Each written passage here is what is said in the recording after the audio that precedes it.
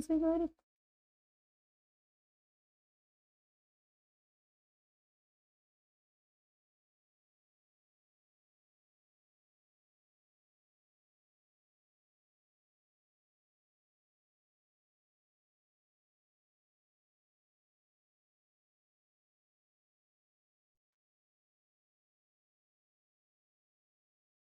Hello everyone, नमस्कार। क्या बोलते हो यार बोली में तो। हेलो एवरीवन, गुड इवनिंग, नमस्कार। कैसे हो भाई आप सभी लोग? I hope you guys are good. I am your friend, your guider Nisha Sharma. So जो बच्चे पहली बार देख रहे हैं, हम बता दें भाई, हमारा चैनल डेडिकेटेड है टीचिंग एग्जाम्स को। स्पेशल टीचिंग के एग्जाम्स में हम काम कर रहे हैं, चाहे वो किसी भी स्टेट का टीचिंग एग्जाम है, किसी भी स्टेट का टेट एग्जाम है। और अब हम नया लॉन्च करने वाले हैं यूजीसी नेट पेपर 1, जिसका मैं डिटेल आपको कल बताऊंगी। एक छोटी सी वीडियो प्रिया मैम ने डाल भी दी है। वैसे मैं बता दूं, हम न्यू लॉन्च कर रहे हैं यूजीसी नेट पेपर 1। पेपर 1 सभी स्टूडेंट्स के लिए कॉमन रहता है। पेपर 1 में आप बहुत अच्छा स्कोर कर लेते हो तो कहीं ना कहीं आपका नेट जरूर क्लियर हो जाता है। ठीक है, तो पेपर 1 की जो तैयारी है उसमें 10 यूनिट्स हैं। लगभग 6 यूनिट प्रिया मैम करवाएंगी, मैथ्स के यूनिट्स मैथ के टीचर, रीजनिंग की यूनिट रीजनिंग के टीचर, कुछ एक आधी यूनिट्स मैं करवाऊंगी। और ऐसे मिक्स होके आपका पेपर 1 का कोर्स बहुत जल्द आपको अचीवर अकेडमी ऐप पर दिख जाएगा। ठीक है भाई, स्टार्ट करते हैं हम। तो कल से हमने स्टार्ट किया था अपना टीचिंग पैडागोजी।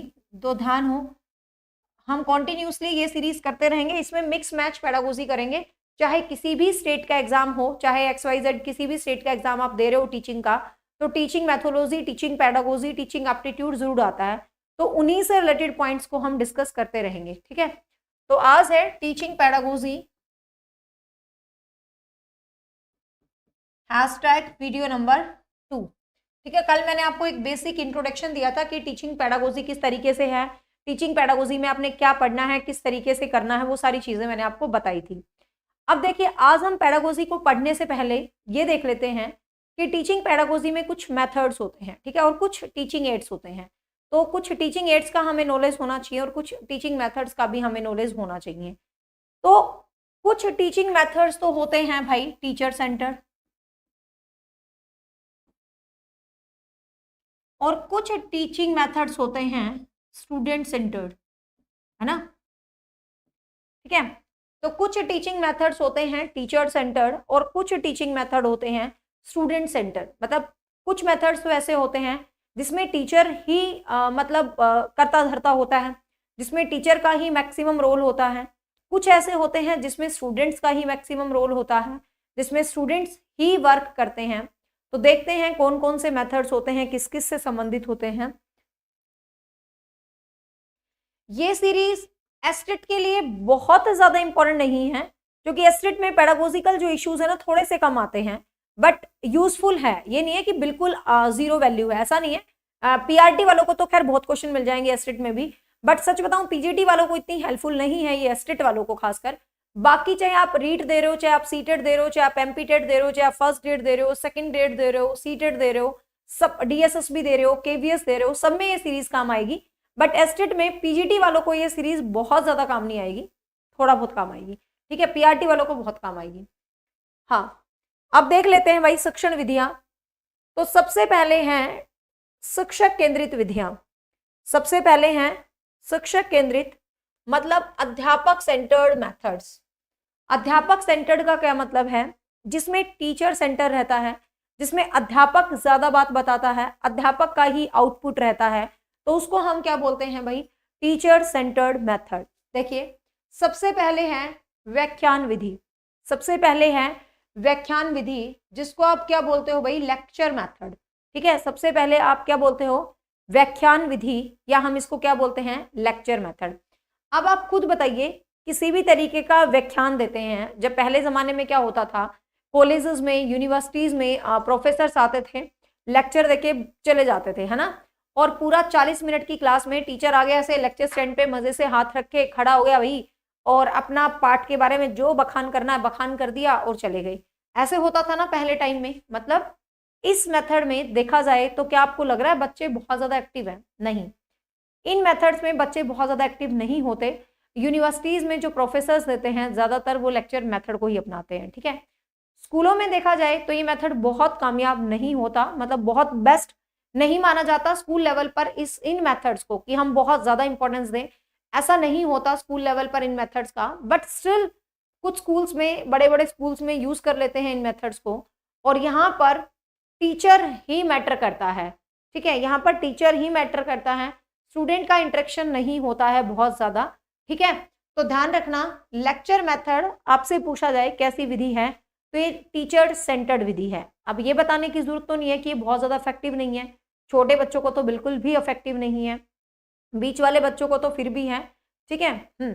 तो बीच वाले बच्चों के लिए तो फिर भी ये इंपॉर्टेंट है, बट छोटे बच्चों के लिए तो इस विधि का कोई आउटपुट ही नहीं है, इस विधि का कोई काम ही नहीं है। यदि देखें तो छोटे बच्चों के लिए इस विधि की कोई ज्यादा वैल्यू नहीं होती।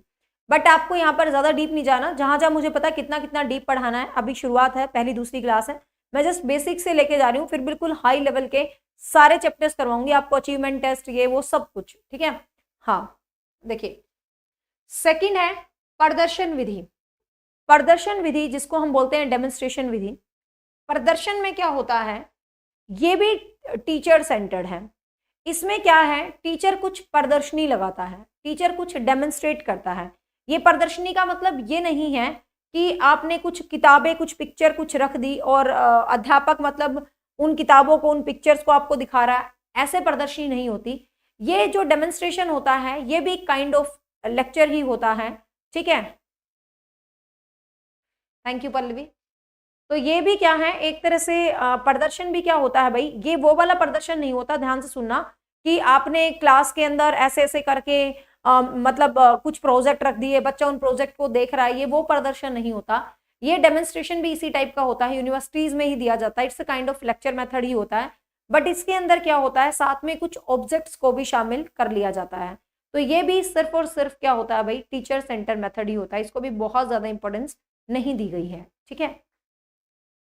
नेक्स्ट है व्याख्यान प्रदर्शन, कि इन दोनों को फिर मिक्स कर दिया एक ही विधि में, ठीक है, व्याख्यान प्रदर्शन एक ही बात है, वैसे ही अलग बना दिया।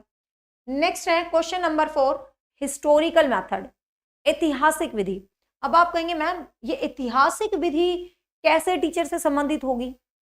देखो, ऐतिहासिक विधि का मतलब क्या होता है कि आपको हिस्टोरिकल वे से किसी भी कंटेंट को बताना, किसी भी पार्ट को बताना, ये कहीं ना कहीं जो आपका लेक्चर है उसी से रिलेट कर रहे हैं।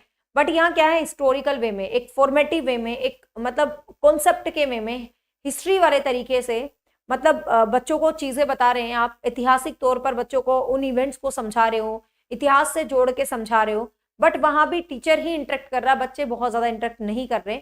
इसीलिए इस विधि को भी किस में डाल दिया जाता है भाई, इसी विधि को भी किस में डाल दिया जाता है, टीचर सेंटर्ड में। हाँ जी, रीट के लिए बिल्कुल इंपॉर्टेंट है ये क्लास, बहुत ज्यादा इंपॉर्टेंट है रीट के लिए।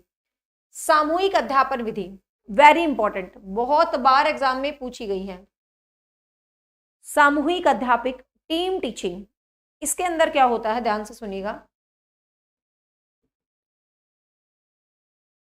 इसके अंदर जैसे आपका एक क्लासरूम है, ठीक है, इसी एक क्लासरूम में यहां बच्चे बैठे हैं और इन बच्चों को दो टीचर मिलके पढ़ा रहे हैं। जैसे आपने देखा होगा,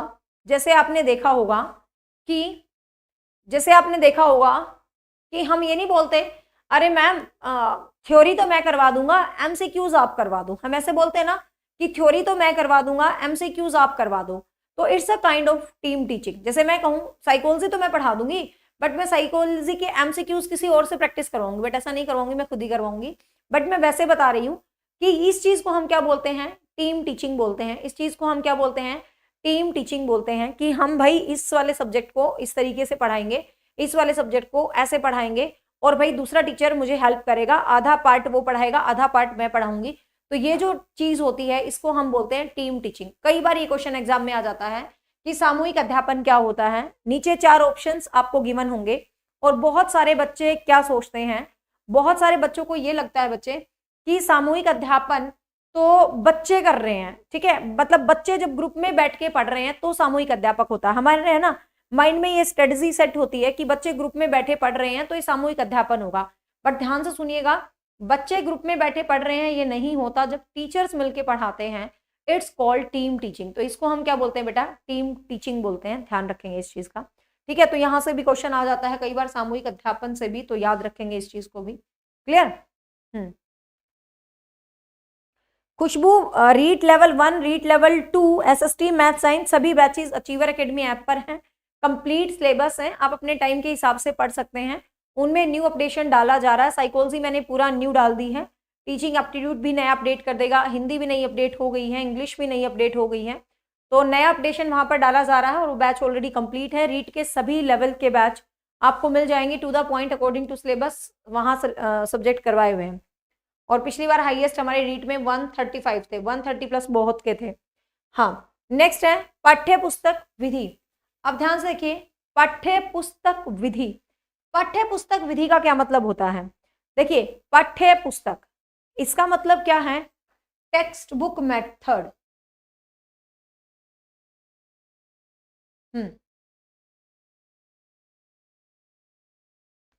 इसका मतलब होता है बेटा टेक्स्ट बुक मेथड। इसमें क्या होता है, अध्यापक टेक्स्ट बुक से पढ़ता रहता है। मतलब आपको होता नहीं था, आपको ध्यान हो पिछले पिछले टाइम में टीचर क्या करता था, एक किताब लेता था और उस किताब की रीडिंग करके क्लास में से चला जाता था उस किताब को समझा के। तो ये चीज होती है टेक्स्ट बुक मेथड। मतलब इसमें टेक्स्ट बुक की सहायता ली जाती है, टेक्स्ट बुक के वे से हम पढ़ाते हैं। तो इसको हम क्या बोलते हैं? पाठ्य पुस्तक विधि हम इसको बोलते हैं। ठीक है, इसको हम क्या बोलते हैं भाई?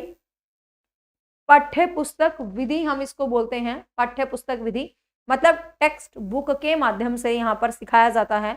सिर्फ अध्यापक क्या करता है, किताब हाथ में लेता है, किताब में से पढ़ के बच्चों को सुना के समझा देता है। तो ये जब विधि अपनाते हैं तो it's also teacher centred method. ठीक है, ये भी क्या होता है? टीचर सेंटर्ड मेथड होता है। क्लियर? नेक्स्ट है कहानी विधि। तो कहानी आपको पता है, दादी अम्मा सुनाती थी, बड़ी नानी सुनाती थी, मतलब कहानियों का जमाना था।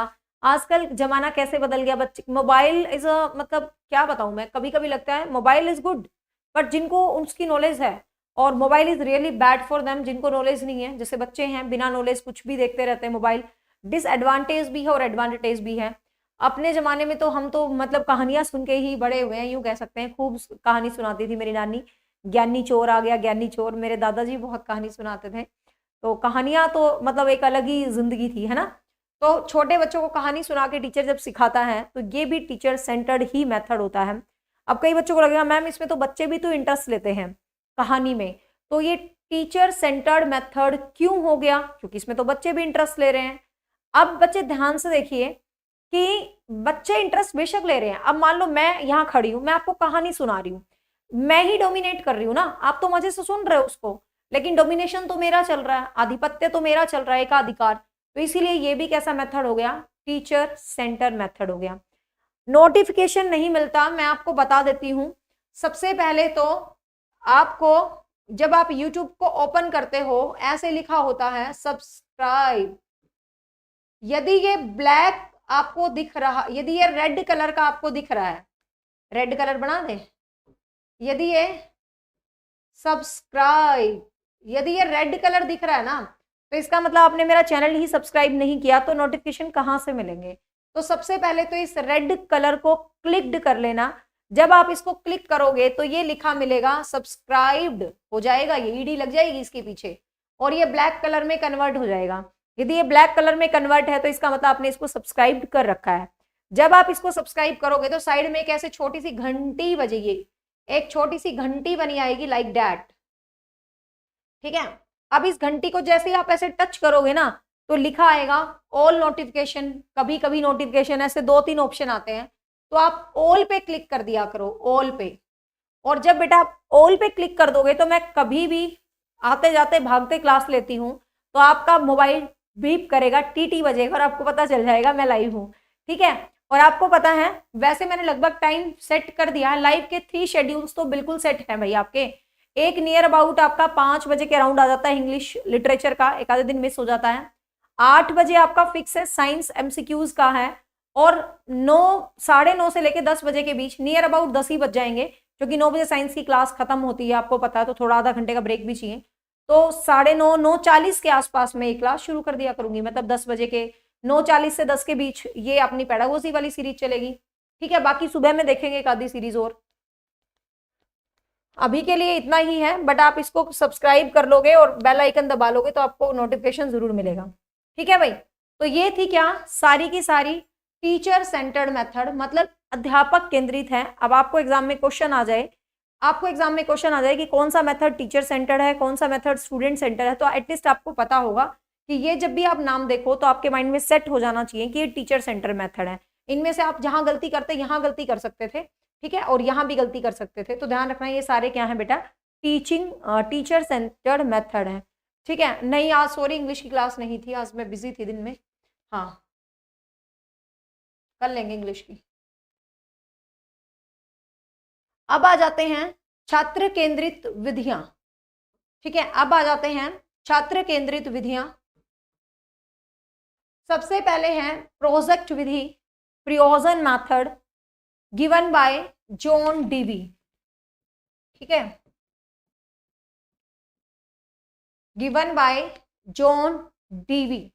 आपको बहुत जगह ऑप्शन में किलपैट्रिक भी लिखा मिलेगा, किलपैट्रिक, ध्यान दे कृपा। आपको लिखा मिले प्रोजेक्ट मेथड को सबसे पहले किसने इंट्रोड्यूस किया था, सबसे पहले शब्द मिले, सबसे पहले, सर्वप्रथम, और शब्द सिर्फ और सिर्फ प्रोजेक्ट लिखा मिले। ठीक है, परियोजना या योजना ना लिखा मिले, परियोजना या योजना लिखा ना मिले और सिर्फ प्रोजेक्ट शब्द लिखा मिले, और ये पूछे कि सबसे पहले प्रोजेक्ट मेथड को किसने इंट्रोड्यूस किया था, सबसे पहले, सर्वप्रथम। तो ऐसे करके आपसे क्वेश्चन पूछा जाए सर्वप्रथम या सबसे पहले, तो आपको ध्यान रखना है किसने किया था बच्चे, किलपैट्रिक ने, सर्वप्रथम या सबसे पहले। लेकिन आपको ध्यान रखना है कि हमें जॉन डीवी याद करना है। यदि किलपैट्रिक ऑप्शन में दिया है और आपसे प्रोजेक्ट मेथड पूछ रहा है और सबसे पहले शब्द लिख रहा है, तो आप किलपैट्रिक टिक करेंगे, अदरवाइज आपका आंसर हमेशा क्या रहेगा, जॉन डीवी रहेगा। ठीक है, तो ये जो परियोजना मेथड है या प्रोजेक्ट मेथड है, ये किसके द्वारा गिवन है भाई, जॉन डीवी के द्वारा। अब प्रोजेक्ट क्या होता है, परियोजना क्या होती है, अब जॉन डीवी कहते हैं, अब जॉन डीवी क्या कहते हैं, जॉन डीवी, खुशबू अब कैसे मिली मैं आपको, जॉन डीवी कहते हैं कि, खुशबू कह रही है मैम पहले क्यों नहीं मिले, मैं तो यही थी बेटा, पर मेरा चैनल अभी इतना पॉपुलर नहीं है, पता नहीं क्यों यूट्यूब सजेस्ट ही नहीं करता कि देखो इस मैडम को बेचारी को, ये भी पढ़ाती है बड़ा सही, बट यूट्यूब कहता ही नहीं, सजेस्ट ही नहीं करता, बस बच्चे मेरे शेयर कर देते हैं तो कोई एक दूसरा आ जाता है चैनल पे यूट्यूब से पॉपुलर ही नहीं हो रहे हम, कोई वीडियो ही वायरल नहीं होती परियोजना या प्रोजेक्ट विधि। तो कहने का मतलब इसके अंदर क्या होता है, प्रोजेक्ट मतलब बच्चों को कुछ करने को दिया जाता है, वो खुद कुछ क्रिएट करते हैं, कुछ आपको देखा होगा स्कूल वाले कहते हैं जाओ ये प्रोजेक्ट बना के ले आना, इसका मतलब बच्चे खुद कुछ ना कुछ क्रिएट करते हैं, खुद कुछ दिमाग लगाते हैं, कुछ कुछ सिनेरियो बनाते हैं, अपना कुछ कंटेंट बनाते हैं, कुछ प्रोजेक्ट बनाते हैं, तो ये प्रोजेक्ट मेथड के अंदर कहलाता है। नेक्स्ट है प्रयोगशाला विधि, लेबोरेटरी मेथड। अब प्रयोगशाला है, आप ये देखो प्रयोगशाला में आप गए, अब भैया आप प्रयोगशाला में जाओगे तो क्या होगा, अब टीचर बोलेगा बेटा ऐसा कर, बेटा ऐसा कर, बेटा ही तो केमिकल को इधर से उधर करके ऐसे करेगा, मतलब मैं केमिकल इधर से उधर हो गया तो पता नहीं लैब में क्या हो जाएगा। तो कहने का मतलब क्या है कि प्रयोगशाला के अंदर हमेशा स्टूडेंट एक्टिव रहता है, स्टूडेंट सीखता है, टीचर सिर्फ गाइडर का काम करता है, फैसिलिटेटर का काम करता है प्रयोगशाला में जाके, लेकिन सही मायने में टीचर ही चीजों को मतलब सिर्फ गाइड करता है और बच्चा ही चीजों को सीखता है, बच्चा ही अपनी चीजों को मैनेज करता है, बच्चा ही अपनी चीजों को मेंटेन करता है। तो इस मेथड के अंदर प्रयोगशाला विधि इसीलिए क्या कहलाती है भाई, चाइल्ड सेंटर्ड, मतलब शिक्षक केंद्रित मेथड जो है कहलाता है, कौन सा, प्रयोगशाला विधि। कैसा मेथड कहलाता है, शिक्षक केंद्रित मेथड ही कहलाता है। ठीक है,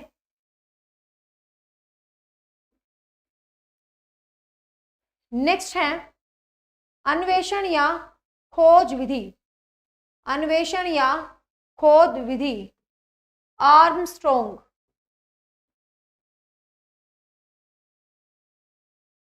रिसर्च है ना ये, अन्वेषण या खोज विधि, it's given by Armstrong.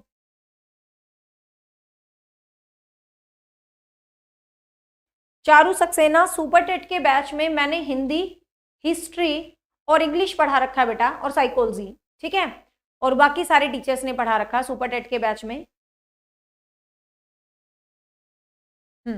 Super TET के बैच में मैंने हिंदी, साइकोलॉजी, मतलब जो आपका teaching aptitude, teaching skills, life skills, ये सब मैंने पढ़ा रखा वहां पर, और बाकी टीचर्स ने पढ़ा रखा है। अरे नहीं, इंग्लिश लिटरेचर की क्लास बंद नहीं की, कुछ काम हो जाते हैं भाई घर में। हाँ, मतलब कभी कभी लाइफ बिजी भी हो सकती है भाई, तो कभी कभी क्लास मिस हो जाती है, बट मैं लिटरेचर कंटिन्यू रखूंगी, टेंशन ना लो। अन्वेषण या खोज विधि, अन्वेषण या खोज, हाँ तो बात कर रहे थे खोज विधि। अन्वेषण या खोज विधि में क्या होता है भाई, आप जब खुद कुछ क्रिएट करते हो, अपने आइडियाज से कुछ नया सर्च करते हो, कुछ नया खोजते हो, कुछ नया क्रिएट करते हो, तो ये क्या होता है, ये होता है अन्वेषण या खोज विधि, ठीक है। अपने आइडियाज से कुछ नया क्रिएट करना, आपके सामने टीचर ने कोई समस्या दे दी तो आपने उस समस्या को एनालिसिस करना, आपने उस समस्या के स्टेप क्रिएट करने, आपने उस समस्या का समाधान करना है, ठीक है, तो ये क्या होता है, अन्वेषण या खोज विधि। सेकंड है, नेक्स्ट है सॉरी, विचार विमर्श विधि। विचार विमर्श का मतलब क्या है, विचार विमर्श आपस में इंटरेक्शन करना, ठीक है। जब स्टूडेंट्स आपस में चीजों को कोरिलेट करते हैं, इंटरेक्शन करते हैं, विचार विमर्श करते हैं, एक दूसरे से समझते हैं, एक दूसरे का बताते हैं, आपस में इंटरेक्शन करते हैं, ठीक है, तो ये चीज कहलाती है विचार विमर्श, ठीक है। ये चीज हिस्ट्री मैंने ही पढ़ा रखी है, तो ये चीज कहती है विचार विमर्श विधि। मतलब आप जब आपस में, जब जैसे क्लास को मैंने इकट्ठा बिठा दिया और मैं कहूँ बेटा आपस में इंटरेक्शन कर लो और कंक्लूजन निकालो, विचार करो, और फिर बच्चा क्या करेगा, इंटरेक्शन करेगा, कंक्लूजन निकालेगा, विचार निकालेगा, और फाइनली बच्चा कहेगा हाँ हाँ ऐसा है मैम, सारी बातें खुद करता है, तो ये भी क्या होता है भाई, टीचर सेंटर मेथड ही होता है पढ़ने पढ़ाने का, ठीक है, टीचर सेंटर मेथड ही होता है। हाँ जी बिल्कुल, ये क्लास हम डेली लेंगे रात 10 बजे। नेक्स्ट है प्रिएटन मेथड या भ्रमण विधि, ये दी थी पेस्टोलोजी ने, पेस्टोलोजी, जिसका गिवन नहीं है उसका मैंने नहीं बताया, जैसे प्रयोगशाला का गिवन नहीं है बुक्स में तो नहीं बताया। पेस्टोलोजी ने दी थी भाई ये प्रिएटन विधि या शिक्षण विधि। अब भैया ये बताने की जरूरत तो नहीं है प्रिएटन विधि कितनी फेमस है टीचिंग के अंदर, और प्रिएटन विधि में स्टूडेंट ही इंजॉय करते हैं, हमेशा स्टूडेंट ही सीखते हैं। जैसे आपको बचपन में याद होगा कि चलो भाई हमें तो अरे 10वीं क्लास में ताजमहल का ट्रिप लेके गए थे, ताजमहल का ट्रिप जाएगा भाई, पहले कितना क्रेज होता था, ट्रिप जाएगा, हाँ मम्मी 2 दिन की पैकिंग कर दो, और पहले कितनी अच्छी मम्मियाँ होती थी, आज हम मम्मियाँ आजकल की पैकेट लेके देते हैं बच्चों को, कोई बात नहीं खा लियो बेटा, और हमारी पहले वाली मम्मियाँ कितनी अच्छी होती थी, मतलब अच्छी मम्मी तो खैर हमेशा ही अच्छी होती है, माँ तो माँ ही होती है, बट मैं वैसे बता रही हूँ कि हमारी मम्मी जो जनरेशन थी, बच्चे को ट्रिप जाना 2 दिन के लिए तो कितना सारा सामान अपने हाथों से बना के पैक वैक करके देती थी, वो अलग ही प्यार था। और आजकल तो ले बेटा पैसे खा लियो जो जी में आए, है ना, मतलब चीजें बदल गई।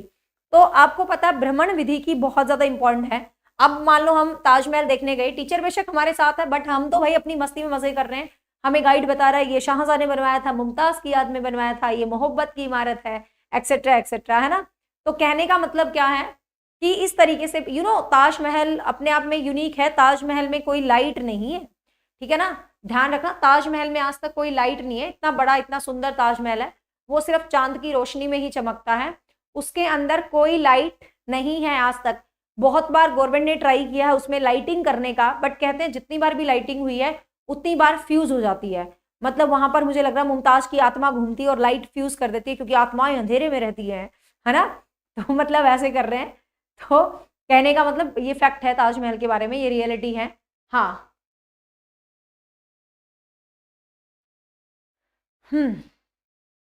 क्लियर है। तो पर्यटन विधि में बच्चे बहुत ज्यादा एंजॉय करते हैं, बच्चे बहुत एक्टिव रहते हैं, बच्चों को इतिहास का बहुत पता चलता है, और ये भी कहीं ना कहीं स्टूडेंट सेंटर्ड ही मेथड होता है।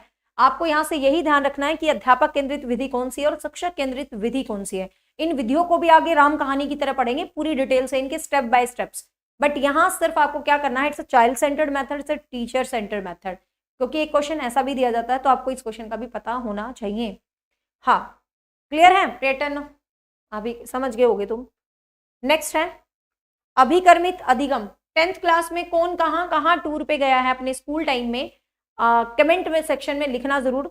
और ऐसे ऐसे बच्चे होते थे, एक बार मेरे चाचा के स्कूल का ट्रिप गया दिल्ली ट्रेड फेयर में, मतलब मैं तो जोक सुना रही हूँ, हरियाणा वाले समझ जाएंगे, शायद बाहर के बच्चे देख रहे होंगे।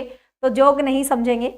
तो बच्चों से कहा गया कि बेटा वहां जाके ना बिल्कुल शुद्ध हिंदी बोलना है, किसी बच्चे को हरियाणवी नहीं बोलना, स्कूल की बेइज्जती मत करवा देना कि हम हरियाणा से आगे, हरियाणा के मतलब हरियाणा वाले मार का एक गिना चार बावड़े, है ना, तो हरियाणा के ऐसे होते हैं। तो कहने का मतलब हरियाणा वाले जोक को समझेंगे, शायद बाकी नहीं समझेंगे, ध्यान से सुनिएगा। तो स्कूल के टीचर्स ने ये कहा कि भाई कोई भी बच्चा ना हरियाणवी ना बोले, वहां पर दिखा दो हम आगे हरियाणा से उधम उधम मचाने ट्रेड फेयर में, शुद्ध हिंदी बोलना है सबको। तो सभी बच्चों ने कहा ठीक है sir, yes sir, yes sir, yes sir. तो एक लड़की ऐसे ही आई, तो उससे दूसरी स्टूडेंट कहती क्लास में, दीदी आप कहाँ से आ रहे हो? ध्यान से समझना, समझ जाओगे हरियाणा वाले, समझ जाओ तो थम्स अप कर देना, बता देना, दांतरे फाड़ दियो। तो वो कहती है अरे दीदी आप कहाँ से आए हो? तो वो दूसरी कहती है मैं बस यही हांड के आ रही हूँ। समझ गए होगे तुम कि शुद्ध हिंदी बोलने को कहा जाए तो ऐसे बोलते थे पुराने जमाने में, कि वो इतने प्यार से कहती दीदी आप कहाँ से आ रहे हो? तो वो कहती है दीदी बस मैं तो यहीं से हांड के आ रही हूँ। तो नेक्स्ट है अभिकर्मित अधिगम। हांडने का मतलब अब हरियाणा वाले समझेंगे। नेक्स्ट है अभिकर्मित अधिगम। अभिकर्मित अधिगम इसको हम बोलते हैं प्रोग्राम लर्निंग, ठीक है। अभिकर्मित अधिगम को हम क्या बोलते हैं? अभिकर्मित अधिगम को बोलते हैं प्रोग्राम्ड लर्निंग, ठीक है। अभिकर्मित अधिगम इसको हम क्या बोलते हैं? Programmed learning. हाँ, अभिकर्मित अधिगम स्कीनर ने दिया था, ध्यान रखेंगे। अभिकर्मित अधिगम किसने दिया था भाई? स्कीनर ने दिया था। तो किसने दिया था? ये स्कीनर ने दिया था। और अभिकर्मित अधिगम क्या होता है? जैसे ये पाठ है, ठीक है, किसी कोई भी लेसन है, ये कंप्यूटर बेस्ड लर्निंग होता है, ठीक है। ये क्या होता है? कंप्यूटर बेस्ड लर्निंग होता है, मतलब कंप्यूटर से संबंधित अधिगम होता है ये। और इसके अंदर क्या होता है? किसी भी पाठ को छोटे छोटे हिस्सों में डिवाइड कर दिया जाता है, ठीक है, छोटे छोटे हिस्सों में डिवाइड कर दिया जाता है। और ये कंप्यूटर बेस्ड लर्निंग होती है इसमें। तो इसके अंदर जो है स्टूडेंट सेंटर्ड होता है, ये ध्यान रखेंगे, क्योंकि सब सोचेंगे अधिगम है तो अध्यापक करवा रहा है, लेकिन नहीं। इसके अंदर क्या होता है, जैसे कि आपको ये ऑनलाइन टेस्ट है, it's a kind of programme learning, ठीक है। It's a kind of programme learning. इसके अंदर क्या होता है? ये क्वेश्चन नंबर 1 है, ठीक है, यहाँ क्वेश्चन नंबर 1 है, इसके ऑप्शन है 1 2 3 4, ठीक है। तो ये 4 ऑप्शन है। अब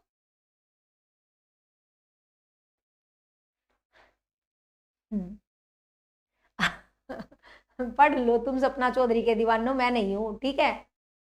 मुझे तो थोड़ा थोड़ा ये अजय हुड्डा के गाने अच्छे लगते हैं, सपना चौधरी नहीं खास। अजय हुड्डा के गाने मुझे पसंद है। हसबैंड तेरा सरकारी जॉब लग रहा। पढ़ लो हरियाणा वालों, क्यों मेरे को मोहित पुनिया बना रहे हो? आ जाओ। अब देखो आगे, कम टू द पॉइंट, ठीक है। अब क्या है? ये ऑप्शन है, ठीक है भाई, ये ऑप्शन है। इसके अंदर ऑप्शन नंबर 1 2 3 4 ऐसे 4 ऑप्शंस गिवन होते हैं। अब बच्चा क्या करेगा? ध्यान से देखिए, आपने ऑप्शन नंबर 2 को चुना है तो आपको राइट आंसर मिल जाएगा। तो कहने का मतलब ये आपने अपना सेल्फ एफर्ट किया है।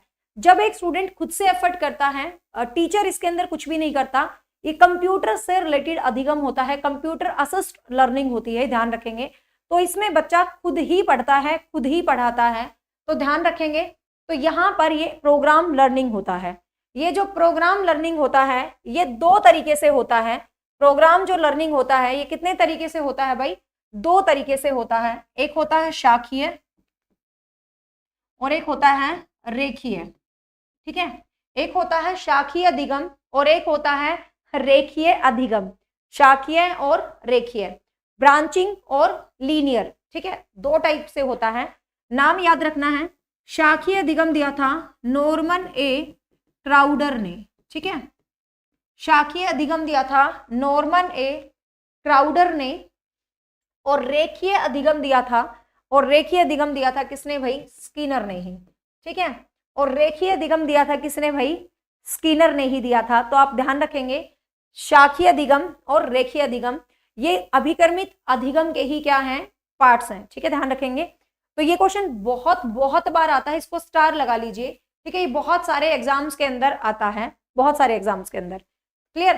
तो ब्रांचिंग में जब ग्रुपिंग में चीजें दी जाती हैं तो ब्रांचिंग अधिगम, जब लीनियर पैटर्न में सीधा सीधा चलता है तो ये रेखीय अधिगम कहलाता है। तो यहां पर ध्यान रखना।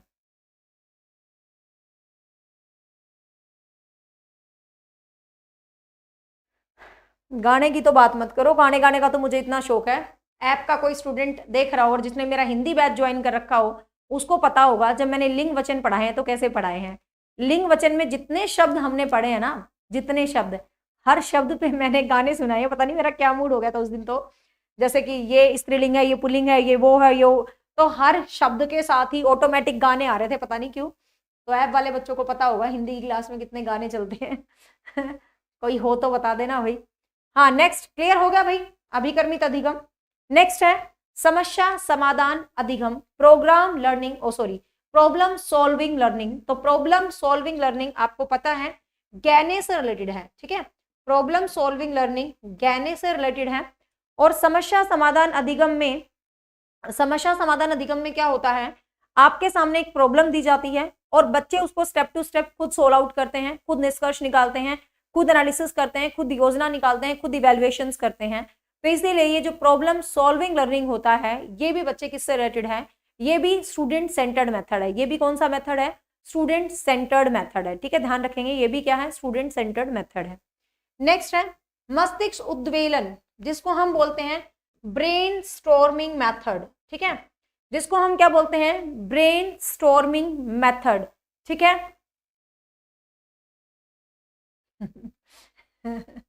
देखो, इसको बोलते हैं ब्रेन स्टॉर्मिंग मेथड। जो किसने दी थी भाई, ऑसबोर्न ने। Thank you everyone, thank you so much for your love. Osborne, ठीक है। ये सीधा सीधा ही क्वेश्चन आ जाता है कि ये मेथड किसने दिया है। Thank you Bharati, thank you so much, मैंने पढ़ लिया। Me too, my all students are really important for मी।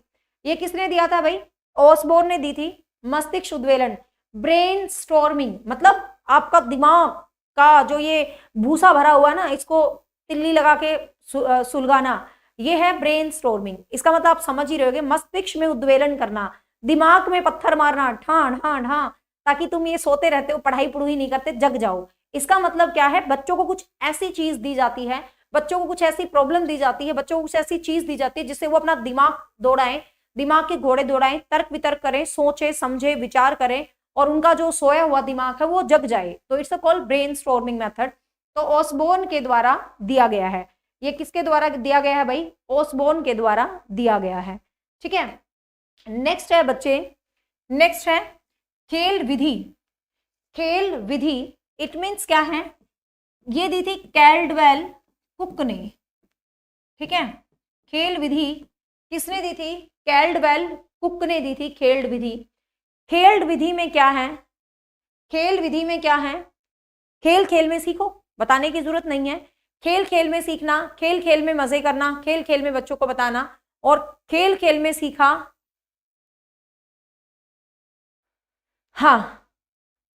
तो खेल खेल में सीखना, खेल खेल में समझाना, खेल खेल में पढ़ना, तो आपको पता है बच्चे खेल खेल में सीख जाते हैं। इससे खेल ना समझो सनम जी, मैंने तुम्हें प्यार किया। चलो, आज बहुत गाने सुना दिए भाई, ऐसा नहीं होना चाहिए। मुझे ना बहुत सीरियस पढ़ाना पसंद है, तुम ये गाने वोने की बातें मत किया करो। मेरे को गाने बहुत पसंद है, फिर मैं कंट्रोल नहीं कर पाती हूँ। आगे से कभी गाने की बातें नहीं करोगे, नहीं तो मेरे पास हर शब्द पे गाने हैं, मैं बता दूं। जिंदगी में कभी अंताक्षरी में नहीं आ रही हूँ मैं, ओपन चैलेंज करती हूँ, कोई दुनिया में ऐसा जो मुझे अंताक्षरी में हरा दे, आज तक ऐसा नहीं हुआ है। स्कूल में, कॉलेज में, कॉम्पिटिशन्स में, कहीं भी, ठीक है। तो मजाक की 100 बातें हो गई भाई, ठीक है। तो ये चीजें ध्यान रखना है आपको। तो ये क्या थी भाई, स्टूडेंट सेंटर्ड मेथड, और वो क्या थे, टीचर सेंटर्ड मेथड। तो आज के लिए इतना ही, ध्यान रखेंगे इससे हैशटैग वीडियो नंबर 2। कल कुछ अलग करेंगे वीडियो नंबर 3 में। और ये सीरीज पेडागोजी की बहुत इंपॉर्टेंट है। Again I repeat, for REET student, MP TET student, C TET student, UP TET student, KVS student, REET B student, first grade student, second grade student, UGC NET student, सबके लिए ये सीरीज बहुत इंपॉर्टेंट है, ठीक है। सो होप सो गाइज ये video आपको अच्छी लगी। मजाक की 100 बातें, और मुझे सच में पढ़ते पढ़ाते टाइम सिर्फ पढ़ना पढ़ाना पसंद है। कभी कभी थोड़ा बहुत चल जाता है। चलो, आज तुम ज्यादा ही गाने गाने कर रहे थे तो थोड़ा बहुत चल गया, ठीक है। हाँ, कोई गाना गुना नहीं है, हाँ, ठीक है। सो टाटा बाय, टेक केयर, मिलते हैं कल एक नई क्लास के साथ, ठीक है।